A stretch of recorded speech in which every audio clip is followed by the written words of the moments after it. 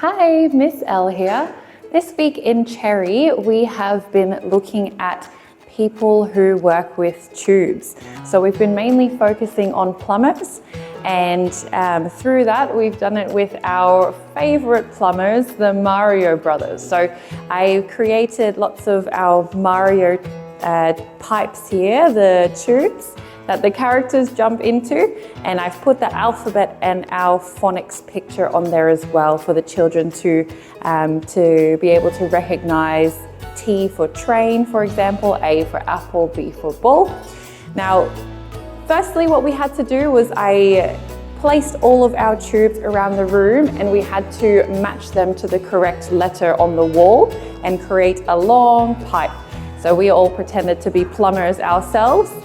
And then for the rest of the week, we have been using either Mario characters with letters on them or actual plastic letters as well to place them in the correct tube. So we've been doing a lot of letter recognition, both with capital letters and practicing a little bit with lowercase letters as well to place them in the correct tube.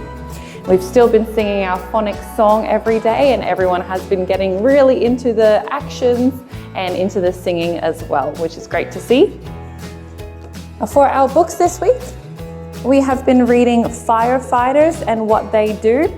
So this goes through the job of a firefighter, what they wear and what their day looks like. So getting a call for a fire, having to go and rescue the house and using the hose, which is our tube, with the water to save them, for example. And then we've also been reading Harry the Dirty Dog, about a dog who doesn't want to take a bath, and so he takes his brush, he hides it in the ground, and he runs away from home. He has a great adventure, but then he gets very lonely and misses his family.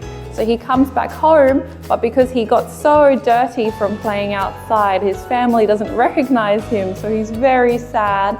But then he finds his brush, he brings it back to his family, and they realize that it is Harry the dog, their dog, and so they wash him and they love him, and he decides that he never wants to run away from home again, and he would love to spend more time with his family instead. Now through this book as well, we've seen our train again with the tunnels, and we've also seen the fire